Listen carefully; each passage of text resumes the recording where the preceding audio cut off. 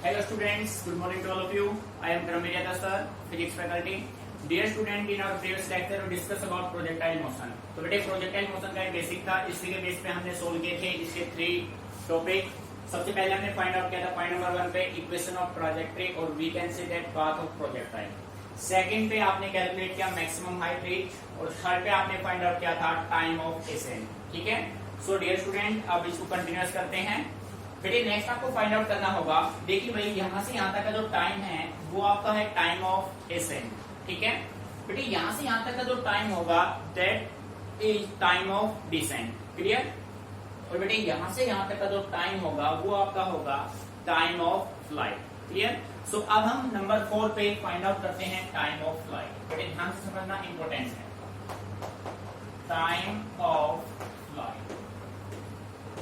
देखो बेटे ध्यान से, सिंबल होगा कैपिटल बी. बेटे फ्लाइट नाम से इंडिकेट कर रहा है. भाई एरोप्लेन के बारे में आपने मूवी वगैरह में देखा होगा, कहते हैं भाई फ्लाइट 2 आवर्स लेट है या 4 आवर्स लेट है. ठीक है. तो फ्लाइट का मतलब ये होता है जब तक आप एयर में रहोगे ना तो आप क्या काउंट किए जाओगे, फ्लाइट होगा आपको. क्या होगा आपका, वो फ्लाइट होगा. तो यानी कि आपने यहाँ से एक बॉडी को थ्रो किया, जब तक ये बॉडी एयर में रहेगा और उसका जो टाइम कंज्यूम होगा बेटे वो टाइम कौन सा होगा, टाइम ऑफ फ्लाइट.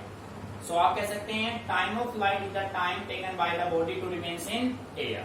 ठीक है. It is the time taken, it is the total time for which the body remains in air. समझ में आ रहा है भाई. आप कह सकते हैं it is the total time for which the body remains in air. The body remains in air. बेटे देखो, यहां से आपने एक स्टोन को थ्रो किया, किसी बॉडी को थ्रो किया, जब तक ये बॉडी एयर में रहेगा, इस ग्राउंड को टच नहीं करेगा, ग्राउंड को टच नहीं करेगा, तो इसका जो टोटल टाइम होगा वो टाइम कौन सा होगा, टाइम ऑफ फ्लाइट होगा. ठीक है. अब देखो प्रैक्टिकली समझना बेटे ध्यान से. जैसे ये बॉडी इस ग्राउंड को टच करेगा, इसका वर्टिकल डिस्प्लेसमेंट वाई एक्सिस की वैल्यू क्या हो जाएगी, 0. यानी कि आप अब यहाँ पे आ चुके हैं. जैसे आप इस पॉइंट पे आओगे तो इस पॉइंट पे आपके पास कौन सा डिस्प्लेसमेंट होगा, हॉरिजॉन्टल, और वर्टिकल की वैल्यू क्या हो जाएगी, 0. मीनिंग आ रहा है समझ में. ठीक है. तो आप ये कह सकते हैं बेटे, ध्यान से सुनना, at the end of the journey, at the end of the journey, at the end of the journey, when the body touches the ground, when the body touches the ground, its vertical displacement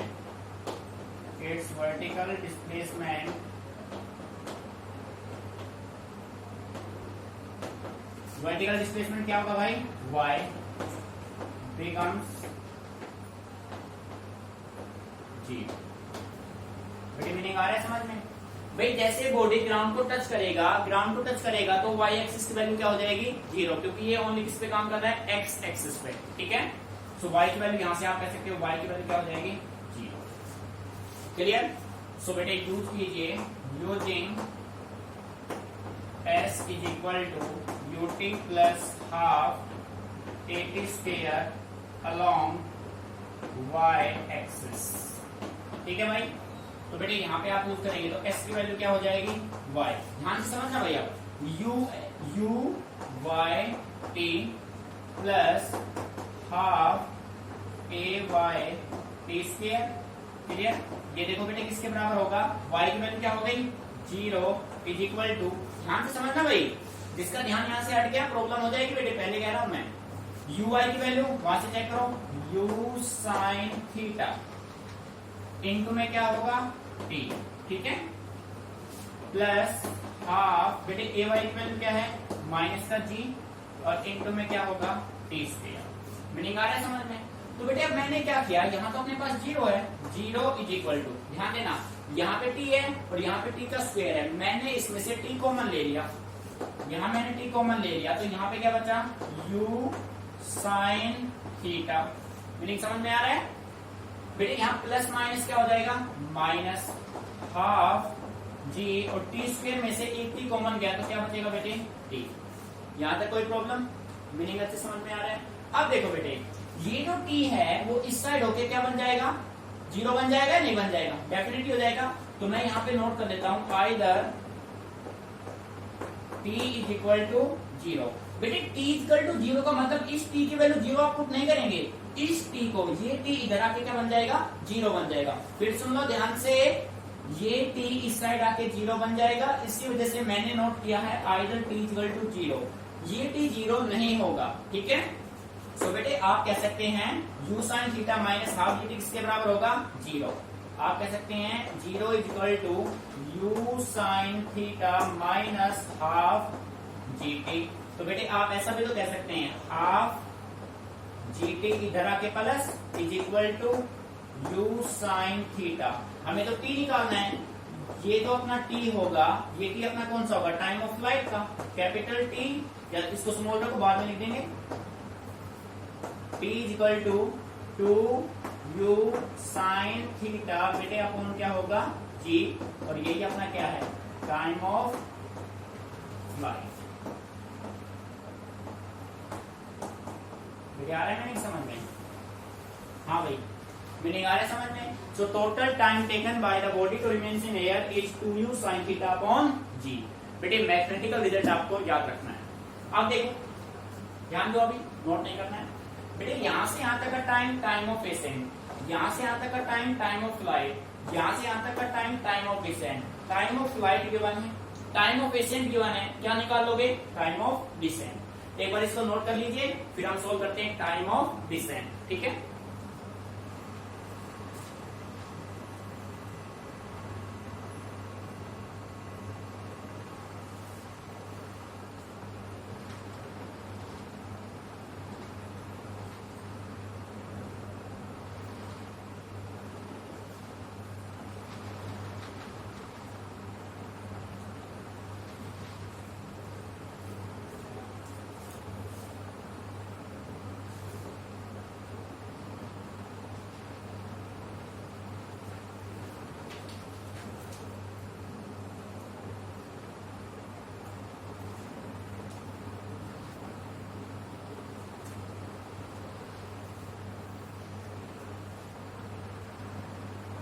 सो बेटे मैं इसको rough कर रहा हूं। अब हमें find out करना है टाइम ऑफ एसेंट हमने निकाल लिया, टाइम ऑफ फ्लाइट हमने निकाल लिया, अब हम फाइंड आउट करेंगे टाइम ऑफ डिसेंट, ठीक है।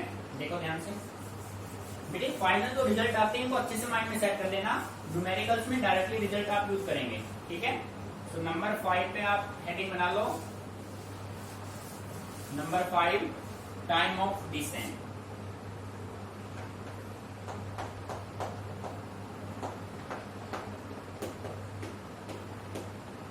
टाइम ऑफ डिसेंट, ठीक है बेटे, ध्यान से देखो, इसका भी सिंबल है। तो बेटे आप ये कह सकते हो time of flight, time of flight is equal, देखो बेटे यहां से यहां तक का टाइम एसेंट, यहां से यहां तक का टाइम डिसेंट, और कंप्लीट टाइम क्या है, टाइम ऑफ फ्लाइट। तो इन दोनों टाइम का सम फ्लाइट के इक्वल होगा नहीं होगा, तो मैं ये कह सकता हूं time of flight is equal to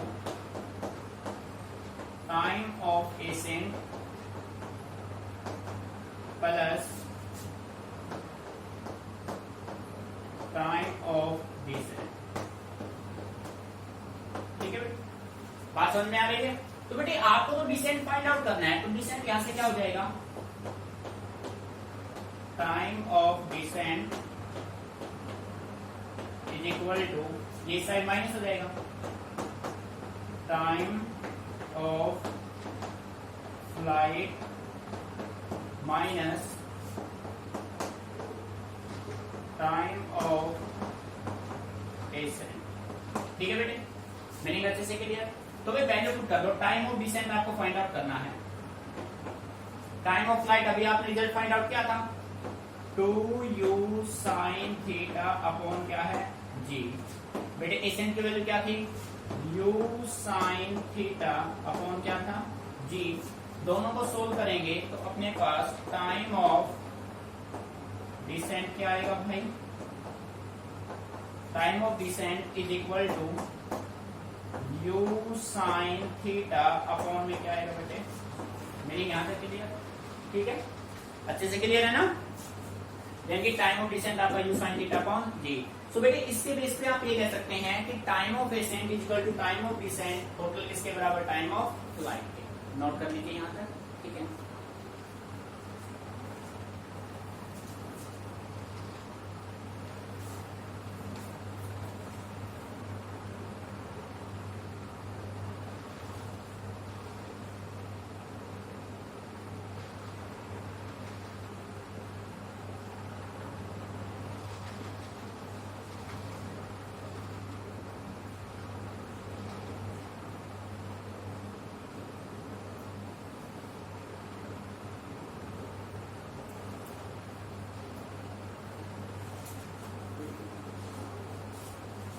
यहाँ तक क्लियर। अब देखो भाई, आप इस प्रोजेक्टाइल का पाथ फाइंड आउट कर चुके हैं, इसका मैक्सिमम हाइट आप फाइंड आउट कर चुके हैं, time of ascent, time of descent, time of flight, तीनों आप निकाल चुके हैं। अब बेटे हम बात करते हैं, देखो हॉरिजॉन्टल हाइट पे कितना गया फाइंड हमने कर लिया। अब हम फाइंड आउट करते हैं कि ऑब्जेक्ट ने हॉरिजॉन्टल डिस्प्लेसमेंट कितना कवर किया, ठीक है, वो हम फाइंड आउट करेंगे। तो बेटे नंबर 6 पे आप हेडिंग बना लो, नंबर 6 पे आप हेडिंग बनाएंगे हॉरिजॉन्टल रेंज, यानी कि हॉरिजॉन्टल कितना गया वो, ठीक है। Number 6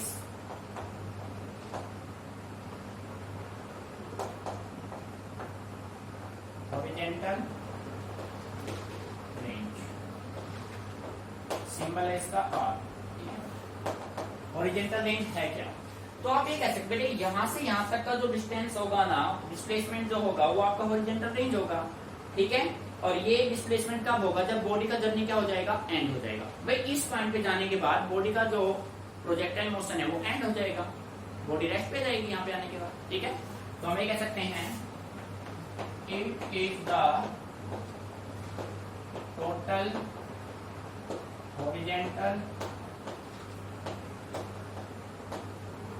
horizontal displacement, displacement of the body at the end of the journey, at the end of the journey। ये बात समझ आ रही है भाई, कंप्लीट क्लियर है, कुछ भी रटना नहीं है, सब कुछ आपके सामने गिवन है। आपने यहां से यहां तक बॉडी को थ्रो किया ना, इस पॉइंट पे टच किया, तो यहां से यहां तक का जो डिस्प्लेसमेंट होगा वो आपका क्या होगा, हॉरिजॉन्टल रेंज तो होगा, ठीक है। It is the total horizontal displacement of the body at the end of the journey. अब देखो बेटे, जैसे ही बॉडी इस ग्राउंड को टच करेगा तो यहाँ पे जो टाइम होगा वो टाइम किसके बराबर होगा, टाइम ऑफ फ्लाइट के इक्वल, ठीक है। सो आप यहाँ पे कह सकते हैं at the end of journey, at the end of journey time किसके बराबर होगा, टाइम ऑफ फ्लाइट के, टाइम ऑफ फ्लाइट के।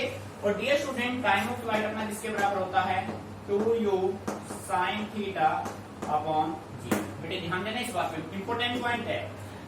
Eight the end of the journey the time taken by the body is equal to the time of flight and that is equal to 2u sin theta upon g, ठीक है। So using s is equal to ut plus half at square। Dear student जल्दी से बताओ कौन से axis के along, x या Y. बेटे क्या निकाल रहे हो, हॉरिजॉन्टल रेंज, तो कौन से एक्सिस में जाओगे, एक्स में, ठीक है। सो अलोंग एक्स एक्सिस, रटना नहीं है कि उसमें एक्स आएगा उसमें वाई आएगा, रटोगे तो बात नहीं बनेगी, चीजों को समझना। नाम से इंडिकेट कर रहा है हॉरिजॉन्टल रेंज, तो कौन से में जाएगा, एक्स में। हाइट कौन से में होता है, वाई में, ठीक है, अलोंग एक्स एक्सिस। तो बेटे एस का मतलब क्या हो गया, एक्स का मतलब हॉरिजॉन्टल, और उसको मैंने नाम क्या दे रखा है, आर। तो आप इसको दे दो R is equal to U X T plus half A X T square. तो आप यहां से कह सकते हो आर इज इक्वल टू, बेटे यूएक्स की वैल्यू चेक करो, यूएक्स की वैल्यू क्या है, u cos थीटा। t किसके इक्वल है? Time of light. तो t की वैल्यू क्या है? 2u sin theta divided by g, ठीक है, प्लस, हाँ बेटे ax की वैल्यू क्या है? 0। ध्यान दीजिए ax की वैल्यू 0 है तो प्लस में कंप्लीट क्या हो जाएगा? 0। मीनिंग आ रहा है समझ में? हाफ ax, में इसको लिख देता हूं, आप कभी कंफ्यूज हो जाओ भाई। हाफ इसकी वैल्यू 0 इंटू में टी स्क्वायर। मीनिंग समझ में आ गया? तो बेटे आपके पास r की वैल्यू क्या आ गई? r आ गया u square 2 sine theta cos theta upon क्या है बेटे? g। मीनिंग समझ में आ गया? बेटे इस पूरे की वैल्यू क्या हो गई? 0। u square 2 sine theta cos theta upon g। यहाँ पे आप लिख दो but 2 sine theta cos theta. बेटे एक फॉर्मूला होता है मैथमेटिक्स में साइन 2 थीटा का। बेटे साइन 2 थीटा होता है 2 साइन थीटा cos थीटा। यहाँ पे वैल्यू पुट कर दो तो आपका जो हॉरिजॉन्टल रेंज होगा वो आपका होगा u square sign 2 theta upon g। बेटे आप ध्यान से समझना, आपने इससे पहले फाइंड आउट किया वर्टिकल हाइट, मैक्सिमम हाइट का रिजल्ट था u square sine square theta, but यहाँ पे क्या है? Sign 2 theta. इन दोनों में डिफरेंस है, ये ध्यान रखना अच्छे से। हाइट का रिजल्ट था u square sine square theta, but horizontal range का रिजल्ट है u square sign 2 theta upon g। ठीक है बेटे, अच्छे से ऑब्जर्व कीजिए, कोई पॉइंट समझ में नहीं आता है तो डिस्कस कीजिए, रटना नहीं है, समझना है, ठीक है।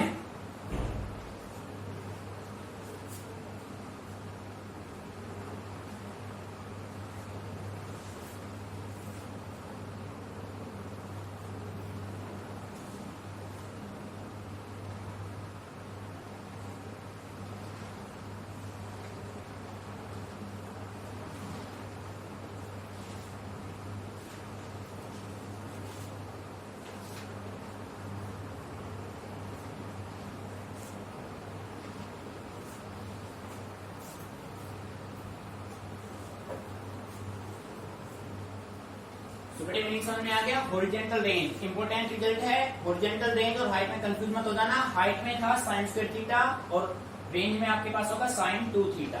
Meaning clear? ठीक है बेटे, एक एक पॉइंट को अच्छे से ऑब्जर्व करना है, प्रैक्टिकली लेना है चीजों को, क्लियर? तो बेटे इसके बाद अब लास्ट पॉइंट अपना रह गया, लास्ट हम सोल्व करेंगे velocity of projectile. Final velocity क्या होगा प्रोजेक्टाइल का? इनिशियल तो आपके पास u1 है, नोन है आपके पास, ठीक है। एक बार इसको अच्छे से नोट कर लो।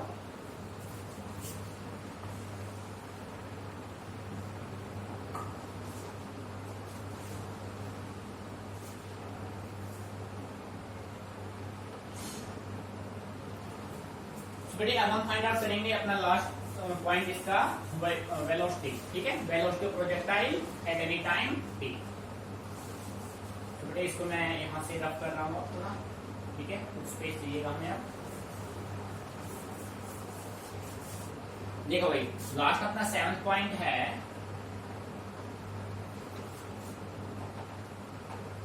Velocity of projectile at any time t। Velocity of projectile at any time t, ठीक है बेटे, ध्यान से सुनाओ। बेटे वेलोसिटी फाइंड आउट करने के लिए आप यहाँ पे लाओ, बिल्कुल डायग्राम पे लाओ। अब आपने क्या किया, ध्यान से सुना केयरफुली। बेटे देखो इस पॉइंट पे आप आ गए। अब आपने यहाँ पे जो पार्टिकल का जो वेलोसिटी होगा वो आपका कुछ ऐसे होगा, ये वेलोसिटी हो गया v, ठीक है। अब इस v को बेटे ध्यान से सुनना, पहले आपने u को रिजोल्व किया था 2 रेक्टेंगुलर कंपोनेंट में, अब मैं v को रिजोल्व, u आपका इनिशियल वेलोसिटी है, v आपका फाइनल वेलोसिटी है। अब हम फाइनल वेलोसिटी v को रिजोल्व करेंगे 2 रेक्टेंगुलर कंपोनेंट में। एक कंपोनेंट होगा vx और बेटे दूसरा कंपोनेंट होगा vy। मीनिंग आ रहा है समझ में? और मान लीजिए कि x कंपोनेंट एंगल कितना बना रहा है? अल्फा। अब आपका डायग्राम ये बनेगा। डायग्राम को थोड़ा मॉडिफाई हमें करना पड़ेगा। आपको निकालना है velocity of projectile at any time t। तो बेटे वेलोसिटी ये होगा प्रोजेक्टाइल का। अब आपने इस v को 2 रेक्टेंगुलर कंपोनेंट में रिजोल्व किया, एक vx दूसरा vy। मीनिंग समझ में आ गया? ठीक है, यहाँ तक कोई प्रॉब्लम? मीनिंग अच्छे से क्लियर है? अब देखो बेटे, हमें अब यहाँ से Vx और Vy के वैल्यू चाहिए, तो हमने क्या किया, यहां से मैं कह सकता हूं वर्टिकल, जो सबसे पहले निकालो horizontal component of velocity at any time t। ठीक है बेटे, सबसे पहले आपको निकालना है हॉरिजेंटल कंपोनेंट ऑफ वेलोसिटी। अब बेटे आपके पास 3 क्वेश्चन है, तीनों में से आप कौन सा क्वेश्चन यूज करना चाहेंगे? फर्स्ट करेंगे, सेकंड थर्ड को इंप्लीमेंट करो, बात नहीं बनेगी। ठीक है, तो बेटे आपने यूज किया using v equal to u plus at, किसके अलोंग भाई? हॉरिजेंटल है तो x एक्सिस। ठीक है बेटे, तो x के अलोंग हमने इसको यूज किया, तो अपना जो रिजल्ट है वो बनेगा vx equal to ux plus ax into t। ठीक है, तो बेटे vx की वैल्यू क्या रहेगी? vx, ये तो हमें फाइंड आउट करना है, पूरा ध्यान बोर्ड पे रहेगी। vx हमें फाइंड आउट करना है, ux की वैल्यू गिवन है u cos theta plus ax की वैल्यू 0 इंटू t। तो बेटे vx की वैल्यू क्या आ गई आपके पास? u cos theta. मीनिंग यहां तक समझ में आ गया? कोई प्रॉब्लम? vx आपका होगा u cos थीटा। ठीक है, आप देखो सिमिलर आप निकालो vertical component, vertical component of velocity at any time t। ठीक है बेटे, वर्टिकल कंपोनेंट निकालोगे तो सेम आप इक्वेशन फर्स्ट को किसके अलोंग रिजोल्व करोगे? आप y के अलोंग। ठीक है, तो मैं सीधा यहाँ पे लिख रहा हूं vy is equal to uy plus ay t। ठीक है, तो बेटे vy को हमें फाइंड आउट करना है, तो भाई vy is equal to uy की वैल्यू u sin थीटा। ठीक है, प्लस का माइनस g और इंटू में क्या होगा बेटे? t। तो यहां से vy की वैल्यू आपके पास आ जाएगी u sin theta minus gt। बेटे आ रहा है समझ में? आपके पास vx आ गया, आपके पास vy आ गया। ठीक है, अब देखो भाई, अब यहां से हमें क्या निकालना है? बेटे आपको दो चीजें निकालनी है, एक आपको निकालना है मैग्नीट्यूड, दूसरा आपको निकालना है डायरेक्शन। ठीक है, यहां पे मैं लिख देता हूं मैग्नीट्यूड ऑफ वेलोसिटी। अब बेटे देखो समझदार बच्चे हो सारे, मैग्नीट्यूड रिजल्टेंट आप ऑलरेडी पढ़ते आ रहे हो ट्रायंगल लॉ में, पैरेललोग्राम लॉ में। ठीक है, तो मैग्नीट्यूड का जो आपका फॉर्मूला था, नेट जो v आपका होगा वो अंडर रूट क्या होगा? vx का स्क्वायर प्लस vy का square plus 2 vx vy cos theta. Dear student, यहाँ पे थीटा कितना बन रहा है भाई? 90। एक्स और वाई का एंगल कितना बन रहा है? 90 डिग्री, और cos 90 क्या होगा बेटे? 0। सो वैल्यू पुट कर दो, v is equal to under root vx की वैल्यू क्या है भाई? u cos theta, u cos theta का स्क्वायर। ठीक है, प्लस बेटे vy की वैल्यू क्या है? u sin theta, u sin theta minus gt का स्क्वायर, और बेटे प्लस में सारा क्या बनेगा? 0। 0 किसकी वजह से बना भाई? cos theta. थीटा की वैल्यू यहाँ पे क्या है? 90, और cos 90 क्या होता है बेटे? 0। ध्यान रखना। ठीक है, तो अपने पास जो मैग्नीट्यूड आएगा, वो अपने पास क्या आएगा? Under root u square cos square theta. ठीक है, इसको सोल्व करो भाई, u square sine square theta plus g square t square. ठीक है, माइनस का 2u sine theta into gt। बेटे देखो, ये तो ऐसे ही रहा, यहाँ a माइनस बी का होल स्क्वायर आपने अप्लाई किया, U square sine square theta plus G square T square minus 2u sine theta into G T. अब बेटे देखो, इन दोनों में से आपने यू स्क्वायर कॉमन लिया तो अंदर बचा sign square theta plus cos square theta, identity बन गया जिसकी वैल्यू क्या होती है 1। सो आप कह सकते हैं v is equal to under root U square plus G square T square minus 2u sine theta into बेटे क्या होगा जी टी, और ये आपका होगा मैग्नीट्यूड। मीनिंग आ रहा है समझ में? तो बेटे मैग्नीट्यूड ऑफ वेलोसिटी को अच्छे से एक बार समझिए, नोट कीजिए। कोई भी बात आपको समझ में नहीं आती तो आप मेरे से डिस्कस कीजिए, फिर इसके बाद हम फाइंड आउट करेंगे डायरेक्शन ऑफ वेलोसिटी। ठीक है, अच्छे से समझो, इसको कीजिए।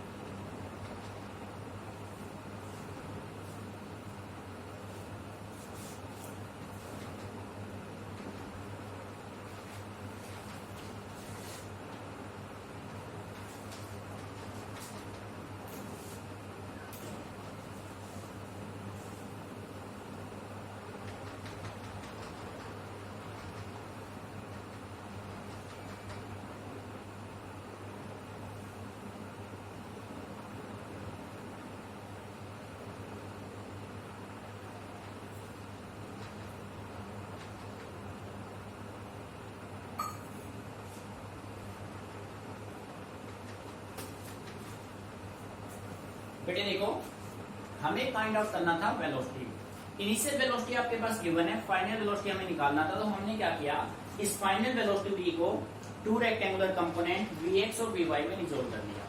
तो बेटे आपने देखा एक कंपोनेंट हॉरिजॉन्टल है, दूसरा आपके पास वर्टिकल है। रटना कुछ नहीं है, कंसेप्ट के अकॉर्डिंग डायग्राम से क्लियर हो रहा है सब कुछ। सबसे पहले आपने horizontal component of velocity find out किया। आपने यूज किया first equation along horizontal direction, यहां से एक रिजल्ट बना। फिर आपने vertical component of velocity vy यहां से फाइंड आउट किया, बेटे vy आपका ये बन गया। हमें फाइंड आउट करना था मैग्नीट्यूड ऑफ वेलोसिटी, या हम कह सकते हैं रिजल्टेंट ऑफ वेलोसिटी। बेटे मैग्नीट्यूड का अपना फॉर्मूला होता है अकॉर्डिंग टू ट्रायंगल और parallelogram law of vector addition, under root a square plus b square plus 2ab cos theta. आपने यहाँ पे vx की वैल्यू रखी, vy की वैल्यू रखी। बेटे इन सभी की वैल्यू, इन सब की वैल्यू मैंने क्या बना दी 0। क्यों बना दी? क्योंकि यहाँ पे बेटे आप कह सकते हो कि जो cos थीटा है ना, उसकी वैल्यू क्या है cos 90 है, और cos 90 की वैल्यू क्या होती है भाई 0। बेटे थीटा देखो ना, vx और vy के बीच में एंगल क्या बनेगा, इनका एंगल बनेगा 90 डिग्री, और cos 90 की वैल्यू क्या होती है बेटे हमेशा 0। तो इसके बेस में मैं कह सकता हूं कि इस कंप्लीट की वैल्यू क्या होगी 0। फिर आपने इन दोनों को सोल्व किया, ये अपना एज इट इज, यहाँ a माइनस बी का होल स्क्वायर आपने अप्लाई किया, ठीक है। और फिर इन दोनों में से आपने यू स्क्वायर कॉमन लिया, तो आइडेंटिटी बचा यू स्क्वायर प्लस अपने पास बचा u square into sine square theta plus cos square theta. बेटे u sine square theta plus cos square theta identity होता है जिसकी वैल्यू होती है 1। तो ये अपना रिजल्ट आ गया, ठीक है। सो अब हम फाइंड आउट करेंगे डायरेक्शन ऑफ वेलोसिटी।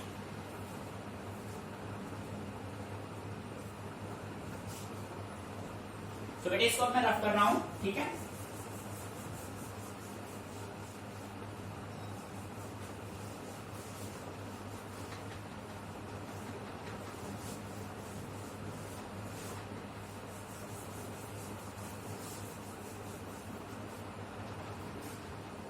बेटे देखो, अब इसी में हमें फाइंड आउट करना है direction of velocity,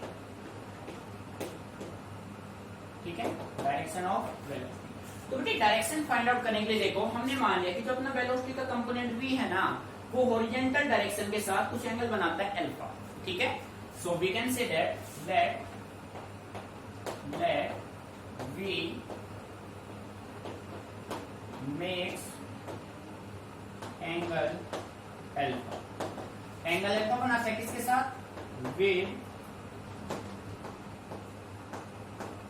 horizontal direction, with horizontal direction. बेटे सामने दिखाई दे रहा है, बिल्कुल क्लियर है। जो नेट वेलोसिटी v है वो हॉरिजॉन्टल कंपोनेंट के साथ कितना एंगल बना रहा है अल्फा, ठीक है। आप देखो डायरेक्शन के लिए आपको क्या फाइंड आउट करना है, tan अल्फा। बेटे tan होता है परपेंडिकुलर अपॉन बेस, तो परपेंडिकुलर कौन है, vy, vy अपॉन क्या होगा, vx। बेटे वैल्यू पुट कर दो, vy की वैल्यू क्या आई थी, u sin theta minus gt, ux vx की वैल्यू u cos थीटा।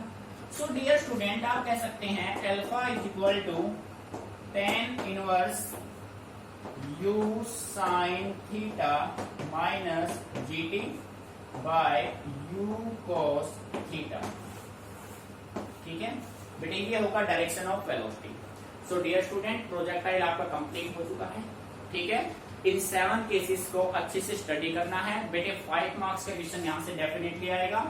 इनमें से आपके पास क्वेश्चन इस तरीके से आएगा, a projectile is fired horizontally to make an angle theta with horizontal, find its time of flight, horizontal range, maximum height reach या velocity या फिर इक्वेशन ऑफ ट्रैजेक्टरी। मतलब 3-4 पॉइंट आपसे पूछे जाएंगे 7 में से।